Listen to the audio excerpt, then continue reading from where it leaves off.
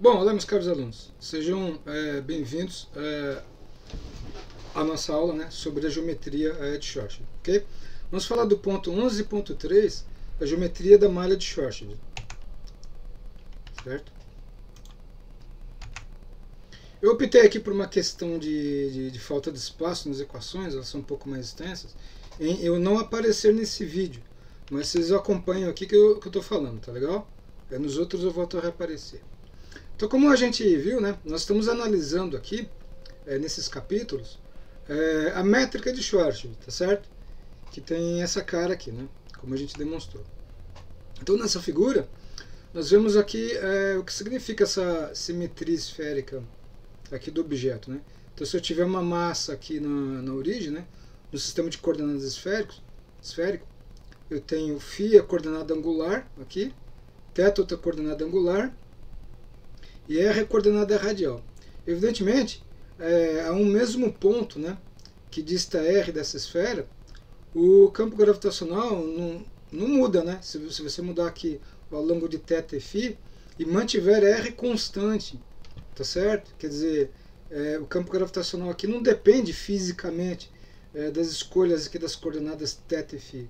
Isso ajuda muito a uma análise física e uma interpretação física do que é a curvatura do espaço-tempo, tá certo? Isso os matemáticos e físicos na época e até hoje usam o termo de diagramas de mergulho, né? Quer dizer, eu estou mergulhando o meu espaço-tempo dentro de um outro espaço-tempo com uma dimensão um pouco maior, fatiando, né? Deixando uma das coordenadas fixa e mantendo as outras. Isso ajuda a elaborar diagramas de interpretação física, tá certo? Vamos ver como é que a gente faz isso. Bom, primeiro de tudo, vamos falar sobre as propriedades da métrica de modo um pouco mais cuidadoso. A métrica é estacionária, tá certo?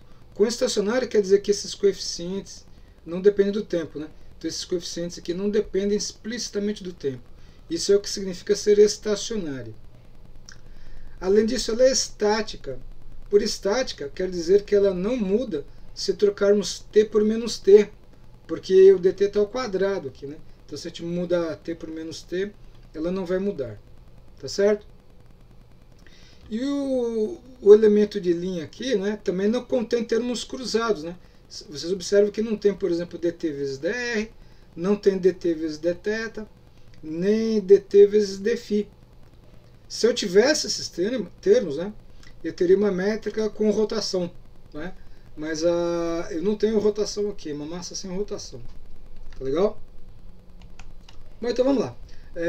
Lá no livro do Rinder, ele tem esse seguinte diagrama aqui, né? Comparando dr com dl. Essa comparação aqui tem a ver com o seguinte, cara. Todos os elementos dr aqui, né? Constantes, né? Se você pegar uma fatia aqui, dr constante, que são esses carinhas, corresponde ao meu dl físico cada vez menor, né? Conforme eu vou me aproximando da fonte, né? Tá certo? Porque eu tenho aqui, ó, R se aproxima de 2m, tá certo? Esse termo que vai tender a zero, o meu dl aqui, ele aumenta, tá certo? Ó, é o que está acontecendo nessa direção, ó. Se eu considerar camadas aqui, ó, tá certo? Camadas concêntricas, né, na direção radial. Eu faço aqui dθ e dφ zero, ok?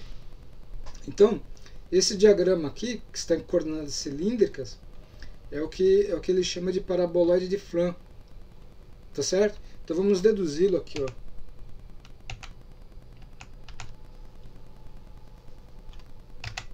Nessa videoaula, né? Então, o paraboloide de Flan, ele deduz lá que em coordenadas cilíndricas, né, o z ao quadrado é 8m vezes r menos 2m. Então, eu tenho aqui, quando r igual a 2m, eu tenho z igual a 0, tá certo? A porção inferior a gente descarta, porque essa porção superior aqui do diagrama corresponde a estar fora da massa, né? Espaço-tempo fora da massa, fora do objeto, né? Que é a métrica de Schwarzschild, tá legal? E aqui eu estou à distância r, aqui, ó, e eu tenho uma isotropia com relação à coordenada angular φ, tá ok? Então como a gente demonstra esse diagrama, como é que a gente monta ele? Primeiro de tudo, vamos fazer o seguinte, vamos considerar, vamos pegar o elemento de linha, né? Vamos fazer esse desenho aí em t igual a 0, tá certo? Nós estamos considerando, no instante congelado do tempo, como que é o comportamento da geometria variando r ao longo da distância radial, tá certo? E sem perda de generalidade, eu também posso considerar θ igual a π sobre 2, porque aí seno de θ vai ficar 1, tá certo? E dθ igual a 0. Então, o meu elemento de linha aqui no espaço 2D reduz a dr ao quadrado sobre o fator de curvatura, né, 1 menos 2m sobre r, mais r quadrado dφ ao quadrado, ok? Porque θ igual a π sobre 2 não é uma simplificação chata, né? Quer dizer, eu posso escolher, sem perda de generalidade, θ igual a π sobre 2 por causa da simetria esférica, tá certo? Ok? Então aquela coordenada lá é praticamente não apita, né? Para a gente tentar interpretar. Então eu vou usar aqui coordenadas cilíndricas, né? Eu vou escrever esse mesmo elemento de linha dl ao quadrado em coordenadas cilíndricas. Em coordenadas cilíndricas, eu tenho o quê? Eu tenho as coordenadas r, φ e z, tá certo? Então em coordenadas cilíndricas, um elemento dl ao quadrado, ele tem que, cara, r quadrado dφ quadrado mais dr quadrado mais dz quadrado. Eu vou corresponder essa expressão aqui com a mesma em coordenadas cilíndricas, né? Só lembrando que a relatividade geral, ela apresenta o que a gente chama de invariância por difeomorfismo. Quer dizer, isso significa que eu posso encontrar uma transformação contínua e inversível do sistema de coordenadas, descrevendo essencialmente o mesmo problema físico, ou seja, a mesma distribuição de massa e energia. Bom, então, o que a gente vai fazer aqui? Ó? Eu vou escrever da seguinte maneira. Eu pego aqui o dz, eu divido por dr ao quadrado, e multiplico por dr quadrado, e junto esses dois termos aqui. Ó. A gente vai ficar com 1 mais dz sobre dr quadrado mais r quadrado dφ ao quadrado. E eu correspondo todo esse elemento aqui com esse. Com o dl quadrado no sistema de coordenadas de Schwarzschild. Ok? Então, se eu fizer essa simples cálculo aqui, quem vai ser 1 mais dz dr ao quadrado? Se eu comparar com o elemento de linha de Schwarzschild. Esse termo aqui vai ser justamente 1 sobre 1 menos 2m sobre r. Né? É só a gente ver o slide anterior lá. Tá? Só lembrando, eu também nessas aulas, eu vou colocar os mesmos elementos de teoria em PDFs, né? Onde tem isso aqui descrito conta por conta lá comentado. Tá ok? Para vocês acompanharem.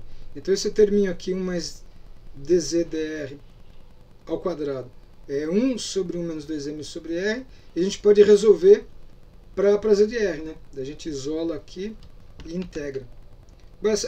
Esse cálculo é muito fácil, eu deixo para vocês, esse é trivial. O dz dr é raiz de 2m sobre r menos 2m. Eu mudo aqui de variável, né? Eu chamo r menos 2m de u e integro. Depois eu volto em r, evidentemente. Então, se eu fizer essa simples conta, o meu z de r aqui, por eu montar o diagrama em coordenadas cilíndricas, é raiz de 8m r menos 2m, que é o que está lá no capítulo correspondente do livro do Rinder. Né? Então, se eu fizer o desenho aqui, em coordenadas cilíndricas, eu tenho isso daqui. Ó. Então, em uma determinada altura r, eu tenho uma curvatura aqui dessa superfície. Tá certo? E essa curvatura é proporcional a menos m sobre r ao cubo. Então, na verdade, essa curvatura é proporcional justamente aos efeitos de maré do campo gravitacional. Tá certo? Tá legal? Essa curvatura. Então, por isso que aqueles diagramas que mostram a curvatura do espaço-tempo em torno de buracos negros tem essa cara aqui de um funil, né? Que conforme a gente se aproxima de r igual a 2m, a curvatura do espaço-tempo vai ficando cada vez mais pronunciada, tá certo? E no limite em que R é muito maior do que 2m, o Z quadrado vai ser 8m vezes R, que é sintoticamente o espaço-tempo plano de Minkowski, né? A curvatura é praticamente ignorada muito longe da massa. Tá ok?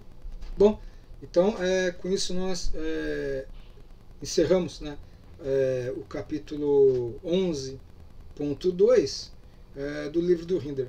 E mais comentários estão nos PDFs que eu estou disponibilizando para vocês lá. Tá legal, pessoal? Bom, obrigado pela atenção aí.